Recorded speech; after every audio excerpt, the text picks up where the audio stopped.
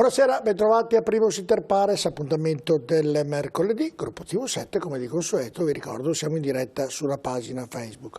L'ospite di questa sera è un ospite che ci tenevo particolarmente che venisse a trovarmi perché abbiamo tramite lui imparato molte cose e da un anno e mezzo che lo vediamo spesso in molte televisioni nazionali, che ovviamente va a spiegare questo virus che ha cambiato letteralmente il mondo. È presidente dell'AIFA e l'ospite è il professor Giorgio Palù. Buonasera, grazie di essere con noi, professore. Buonasera, dottor Borile, un saluto ai suoi telespettatori. Grazie. Tutto bene? Come va? Cominciamo così, perché racconteremo tramite il professor Palù tutto quest'anno e mezzo cosa è successo nel mondo e chi meglio di lui non può raccontarcelo, insomma. In generale, come va intanto? Lei va bene? Io vengo volentieri alle sue trasmissioni perché ha un approccio colloquiale. E poi questa è una trasmissione rivolta ai veneti o ai triveneti. Sì, quindi... il triveneto non è impegnativa e non è come magari certe trasmissioni dove fanno, noi andiamo più sul prato. Senta, un anno e mezzo di pandemia, cominciamo da qui. Cos'è cambiato? Il mondo è letteralmente cambiato, eravamo tutti impreparati. Cosa è successo in quest'anno e mezzo? Ma guardi, senza smettere l'approccio e il metodo scientifico, che è quello che ci dovrebbe guidare sempre, io guardo sempre con un certo ottimismo all'evoluzione, perché questo è un fenomeno naturale. Quindi, guardando con ottimismo, cosa si può dire? Beh, che abbiamo fatto fronte in maniera significativa, sviluppando dei vaccini in un tempo rapidissimo, quindi un sistema potentissimo che ci protegge dall'infezione virale e dalla pandemia. Stiamo sviluppando farmaci altrettanto efficaci, quindi la scienza mai come in questa occasione si è dimostrata pronta a reagire. Poi, se posso parafrasare Churchill, che diceva che da una crisi, da una minaccia, da una calamità nazionale, bisogna cercare di commutarla o di trasformarla in un'opportunità. Ecco, se non facciamo questo e se non guardiamo la pandemia come occasione di ricrescita, e non solo per il nostro popolo, non solo per l'Europa, ma per il nostro pianeta, avremo perso effettivamente un'opportunità. Quindi, ecco, io direi di guardare a cosa ci ha insegnato questa pandemia. Allora guardiamo da lì. Partiamo dall'inizio, visto che racconteremo quest'anno e mezzo, perché poi ho moltissime cose da chiederle, ma la interromperò, le chiedo scusa perché ho tantissime cose in questa missione da chiedere. Partiamo da un anno e mezzo fa. Un anno e mezzo fa arriva questo virus in Cina, cominciamo da lì. Hanno fatto apposta, è sfuggito dal laboratorio. Secondo lei iniziamo proprio da qui, cosa è successo un anno e mezzo fa? Guardi, restano sempre sul tappeto due ipotesi: che il virus sia passato direttamente dal pipistrello, da cui quasi sicuramente ha avuto origine perché il suo genoma è identico a quello di un altro beta coronavirus del pipistrello, Eurinolcephalus sinicus, in nome latino, certo. Che significa un pipistrello a ferro di cavallo, quindi è visualmente identico, ma si differenzia da questo per alcune specificità che magari illustrerò. Quindi o è passato, ma non ne abbiamo la prova, non abbiamo neanche trovato un ospite intermedio, e l'altra ipotesi che resta sul tappeto è quello che sia sfuggito, non certo con intento malevolo, perché abbiamo tutta una storia dagli anni 80, 90, ma non solo in Cina, che da certi laboratori, magari per mancanza di attenzione, ma anche negli Stati Uniti, in America, in Europa, sono fuggiti virus come il virus del vaiolo, o sono stati ritrovati nei tavoli di lavoro, dal laboratorio, germi pericolosi come le brucelle, come il Clostridium botulino. E secondo lei, professor Palù, si è fatto un'idea? È stato più il pipistrello o è uscito involontariamente, ovviamente, dal laboratorio? Dal suo punto di vista, da profondo conoscitore, da esperto, qual è? Ma io credo di averlo anche già illustrato in alcune pubblicazioni. Allora, se fosse passato direttamente dal pipistrello all'uomo o un ospite intermedio, avremmo dovuto rintracciare o l'ospite intermedio, oppure trovare, siccome questi pipistrelli hanno origine in una caverna che nel sud, nel profondo sud della Cina, ai confini con l'Asia meridionale, avremmo dovuto trovare una popolazione da dove questi pipistrelli provengono, almeno degli anticorpi non si sono trovati. Sappiamo che questi virus sono stati coltivati per alcuni anni nel laboratorio di Wuhan, che è un laboratorio ad alta protezione, dove appunto si studiava l'evoluzione genetica di questi coronavirus del pipistrello, perché oggi i virologi, se vogliono anticipare una minaccia pandemica, dove la devono studiare? Non certo quando si è manifestata nella specie umana, ma dove? Lì all'interfaccia uomo, animale, ambiente. E quali sono gli animali che più ospitano questi virus che ancora non conosciamo? Sono i mammiferi, perché hanno un genoma che è più simile a noi e quindi anche quei virus hanno la possibilità di adattarsi anche alla nostra specie. Quindi pipistrelli, che non sono uccelli, sono mammiferi, e topi, quindi ceppi murini, topi e ratti, ed è lì che alcuni virologi stanno appunto studiando. Quindi ecco, dicevo delle peculiarità che fanno pensare che in qualche modo questo virus possa essere stato manipolato, ma manipolato non vuol dire geneticamente manipolato. Oggi si possono fare delle manipolazioni genetiche molto fini, senza lasciare traccia, con quelle forbici molecolari che hanno contribuito all'assegnazione del premio Nobel nella chimica dell'anno scorso, CRISPR-Cas si chiamano, per cui si possono modificare i geni, e questa è un'opportunità a livello terapeutico, senza lasciare traccia. Basta però coltivare un virus su cellule umane per un lungo periodo perché questo assuma delle mutazioni. E questo virus, che è il prototipo di Wuhan, perché diciamo è da lì che è originata la pandemia, ce l'hanno detto proprio i cinesi, è lì che si è isolato il virus, è lì che i virologi cinesi hanno intrapreso quegli studi che poi hanno permesso di pubblicare il genoma, e nel giro di poche settimane allestire le preparazioni vaccinali a noi in Occidente. Ecco, direi che ha delle peculiarità. Quali sono? Questo virus non infetta più, infetta con difficoltà il pipistrello, perché è mutato proprio in alcune proteine, ma soprattutto nella proteina S, non riconosce più il recettore del pipistrello, riconosce quello umano, non solo, ma ha acquisito anche degli aminoacidi che lo rendono in grado di infettare molto meglio, perché si fonde meglio con la sua superficie involucro esterno alle nostre cellule. E questa cosa è successa già in passato con virus simili, col virus dell'influenza. Certo, io la interrompo perché andiamo per gradi, professor Pallu. Siamo partiti che arriva questo virus, raccontiamo un anno e mezzo. Quindi mi lasci finire, le due ipotesi restano sul tappeto. Sarà importante per saperle, no, io non mi sbilancerei, però direi che le uniche autorità e gli unici ricercatori che potrebbero dircelo sono i cinesi. Allora, ahimè, l'OMS è andata 3 volte in queste ispezioni, non ha avuto né le sequenze depositate, né i campioni di virus che si erano originariamente utilizzati per infettare. Che fa pensare a brutte cose. I brutti pensieri delle volte hanno una ragione a esserci. Ritorniamo, arriva questo virus a Wuhan. La prima domanda che le faccio, professor Pallu: i cinesi, gli esperti che lavoravano in quel laboratorio si sono resi conto che qualcosa non ha funzionato in quel periodo? Ritorniamo a 2 anni fa, quando è iniziato, che loro sapevano che questo virus era lì che alleggiava e poteva uscire. Le faccio questa domanda per dire: se lo sapevano, potevano evitare che questo virus uscisse da Wuhan e si fermasse lì? Beh, se si ricorda, il dottor Li, che era un oculista dell'ospedale di Wuhan, quello che era proprio l'epicentro dell'esplosione pandemica poi, quindi dell'epidemia da SARS-CoV-2, aveva allertato di strane polmoniti che si erano verificate nei mesi precedenti al dicembre 2019. Quindi ci ha fatto caso. È stato condannato, poi riabilitato, poi è morto, guarda caso, di Covid-19.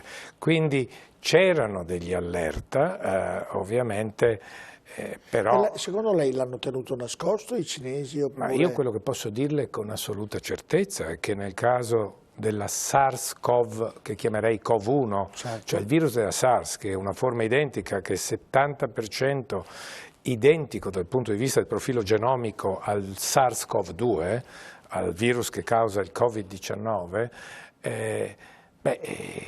ci siamo accorti dopo 6 mesi, perché lì i cinesi sono stati zitti per ben 6 mesi, questa epidemia era scoppiata nel Guangdong, in un mercato di animali vivi, e è stato necessario, o c'è voluto un incidente, una cerimonia nuziale all'Hotel Metropole di Hong Kong, che un cinese che lavora in Canada a Toronto era venuto a celebrare queste nozze e poi ha riportato il SARS-CoV-1. Hanno delle grandi responsabilità, professore Palù? Ma guardi, quello che si può dire è che in ogni genoma, sia umano, virale, batterico, è iscritta la storia, c'è scritto una cronologia di come sta evolvendo quel virus, e sicuramente se noi lo dissezioniamo, cioè lo decriptiamo, leggiamo tutte le lettere del codice genetico, vediamo che ci sono alcune modificazioni che rappresentano né più né meno che un adattamento a una nuova specie, questa è la specie umana, e probabilmente fanno retrodatare di alcuni mesi l'origine della pandemia rispetto a quella data che viene accreditata, che è il dicembre 2019, accreditata dai ricercatori, dai virologi di Allora, è l'inizio. In questa storia di questo anno e mezzo abbondante, succede che poi il primo paese che viene colpito da questo virus è l'Italia, con il paese vicino a Milano, e poi ovviamente ricordiamo Avo. E in quel periodo, prima che questo virus... due viaggiatori cinesi. Prima però che arrivasse in Italia, professor Palù, già si vociferava di questo virus da Wuhan e tant'altro, tantissimi virologi, tantissimi che andavano nelle televisioni nazionali a spiegare, dicevano ma sì, è un raffreddore, non serve la mascherina, non arriverà mai in Italia. Moltissimi avevano questo impatto. Secondo lei è stato un errore? Secondo lei è stata una impreparazione di determinati scienziati che poi ha causato un danno ulteriore aggravato, oppure mi racconti lei? Ma sa, andare a cercare a ritroso delle colpe non è mai per fare un ragionamento... il giusto modo di procedere. Direi che dovremmo dire che era un coronavirus pandemico, ne conoscevamo già 4 di altri, più 2 importanti, sono 4 coronavirus del raffreddore, i primi negli anni 60, gli ultimi verso il 2002-2005, alfa e beta coronavirus, ma avevamo conosciuto nel 2002 e nel 2012 2 coronavirus pericolosi, il virus della SARS, il SARS-CoV-1, e il virus della MERS, che avevano una mortalità del 10% e del 36%, quindi alta letalità, e virus che si sono rapidamente estinti. Non era prevedibile, professor Palù, questo? Quindi ecco, diciamo che eravamo sicuramente impreparati, non avevamo mai visto un coronavirus pandemico, quindi dire adesso potevamo, abbiamo commesso degli errori, sai, io lascerei scrivere questo. Però sa, questo vuol dire anche per un futuro, professore, evitare di ripeterci.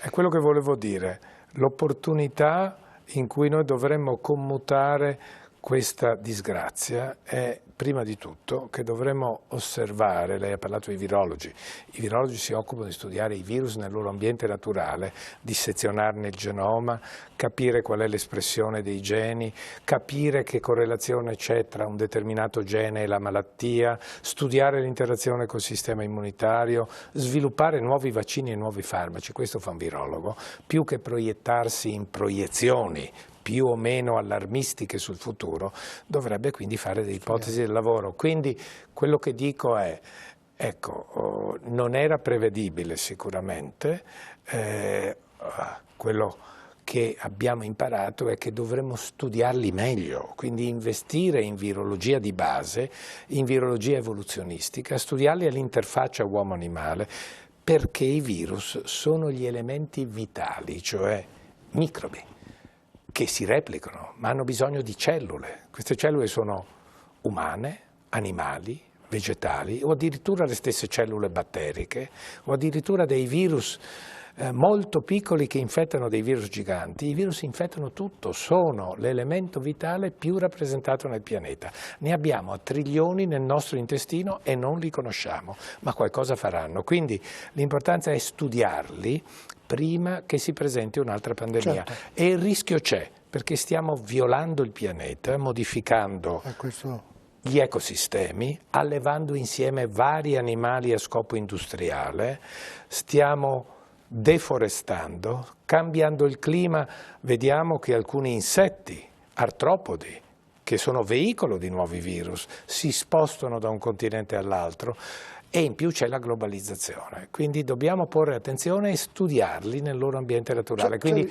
questa è una delle cose che ci ha insegnato una lezione. L'altra è, e vengo alla sua domanda in maniera forse più specifica e aderente, sicuramente noi abbiamo disinvestito in medicina territoriale e quello che non dovremo più ripetere è, ecco, di trascurare quella che è la medicina del territorio, i medici di medicina generale, perché questo era prima di tutto non un problema assistenziale clinico da risolvere ricoverando in pronto soccorso o mandando tutti in pronto soccorso e in ospedale. Avremmo già dovuto sapere dalla SARS del 2002 che lì diffondevamo l'infezione. Ecco, mi anticipa quindi tutte le questa domande. è una lezione. Io la blocco del professor Pollù perché mi anticipa. Io stavo preparando, avevo organizzato nella scaletta un percorso di questa trasmissione proprio dall'inizio, se ci sono stati degli errori in modo tale che non si ripetano.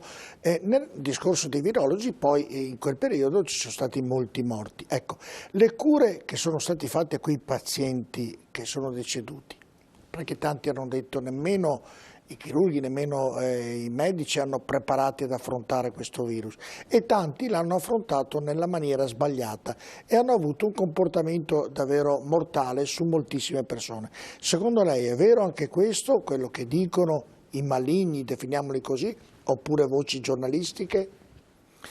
Ma guardi, io credo che se c'è stato un errore o un'improvvida modo di affrontare questa pandemia sia stato quello di aver pensato subito ai ricoveri e intasare i pronti soccorsi. Un virus che si trasmette per via aerea, che è molto contagioso, più dell'influenza, ha un R con 0, diciamo dai 2 ai 3, mentre l'influenza viaggia dall'1,20 all'1,5, vuol dire che 4 persone che albergano il virus ne infettano 5 o 6, nel caso dell'influenza qui una persona ne può infettare 3 o 4, quindi ecco, direi di guardare più a quello che dobbiamo fare adesso che non a quello che è avvenuto. Ecco, quindi i morti ci sono stati perché eravamo totalmente scoperti dal punto di vista immunitario. Questo virus, la nostra specie non l'aveva mai conosciuto prima, quindi non è come l'influenza che ormai è un virus endemico che ricorre, che le persone diciamo più anziane hanno incontrato più volte nel corso degli anni. Questo è un virus che non conoscevamo, quindi doveva fare, come si dice, il suo corso. Ecco, la cosa importante... Ha un costo altissimo. È stato un costo altissimo, ma direi, ecco, io accennavo prima a quello che dovremo aver imparato, fatto profitto, e quindi per il prossimo futuro. Ecco, quindi io direi dovremmo avvicinare di più le nostre ricerche al mondo animale, dobbiamo essere in grado di strutturare meglio la medicina del territorio e dare ai medici di medicina generale la capacità di intervenire anche con sistemi diagnostici nelle cosiddette surgeries dove loro lavorano insieme, dotarli quindi di questa capacità e soprattutto svincolarli da molte burocrazie, perché il primo intervento, nel caso questa era un problema di sanità pubblica da risolvere in primo luogo sul territorio. Quindi ecco, più i morti sono una conseguenza inevitabile. Ovviamente abbiamo usato dei farmaci di cui non conoscevamo l'effetto all'inizio, quindi degli errori inevitabili sono stati fatti. Ricordo tra l'altro che la medicina non è una scienza esatta, la medicina clinica, come la chimica, come la fisica e in parte la virologia, che tra le scienze biomediche è molto simile alle scienze diciamo più di base, ma qui eravamo di fronte a un'infezione che aveva un rapido sviluppo.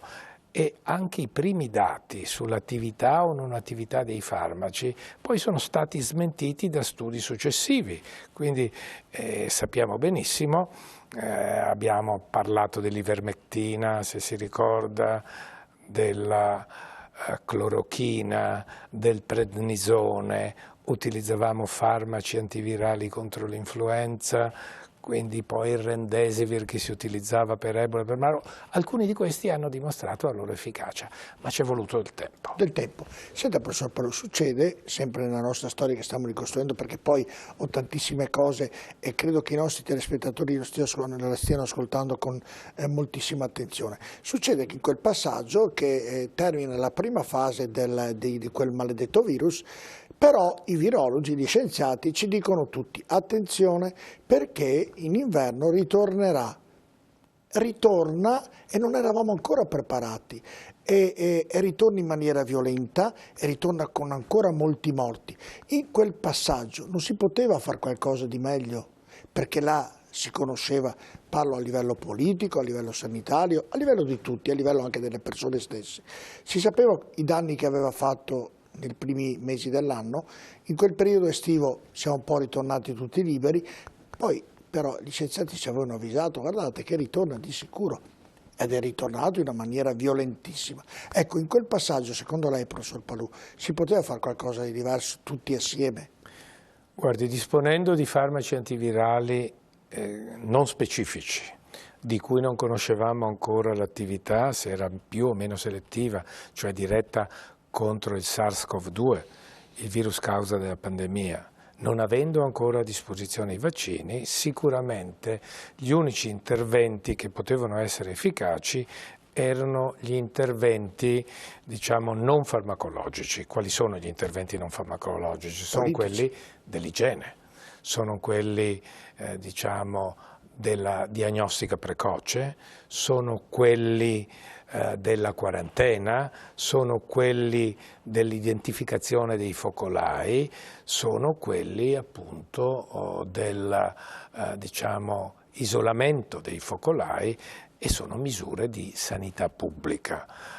Devo dire che l'esplosione era così veloce che il cosiddetto tracciamento, che vuol dire seguire qual è la catena del contagio, come da una sorgente può diffondersi agli altri in modo di intervenire precocemente sull'infezione, quando c'è una risalita rapida dei contagi, quando superano i 50 casi per 100.000 abitanti per settimana, il tracciamento, cioè la diagnostica, non è più possibile. Se poi si utilizza la diagnostica molecolare, che ha tempi di risposta di circa 3 giorni e sappiamo che questa incubazione di questo virus oscilla tra 2 e 5 giorni, lei capisce che non saremo efficaci. Abbiamo imparato a, diciamo, produrre dei sistemi diagnostici ad elevata sensibilità e specificità, test molto rapidi, nella prima fase non avevano ancora la sensibilità dovuta, ma adesso abbiamo test di terza e quarta generazione che sono importantissimi perché hanno un impatto, diciamo, sul contenimento della diffusione. Ecco, quindi devo dire sì. Darei colpa all'impreparazione. Ecco, lì si sapeva già, perché ovviamente voi scienziati ci avevate avvisato tutti che ritornava. E poi è successo anche nella nostra regione, moltissimi morti, una media quasi di 90, 80, 90 al giorno, quindi numeri davvero incredibili, conoscendo già che questo virus sarebbe ritornato violentemente. Ecco, lì magari qualcosa di più si poteva fare per evitare, dunque adesso al di là di cercare colpe, sempre la paura che la cosa non si ripeta in questa storia che è stata una storia che ha lasciato davvero... Guardi, noi ci portiamo dietro un fardello di elevata letalità, che vuol dire morti per quella causa, per Covid-19, ma ci trasciniamo la prima fase, soprattutto un impatto è stato molto grave e serio in Lombardia, nel Veneto l'abbiamo visto successivamente, in particolare in ambienti come le case di ricovero, cioè sono gli ambienti dove le persone più gracili erano esposti, non di meno,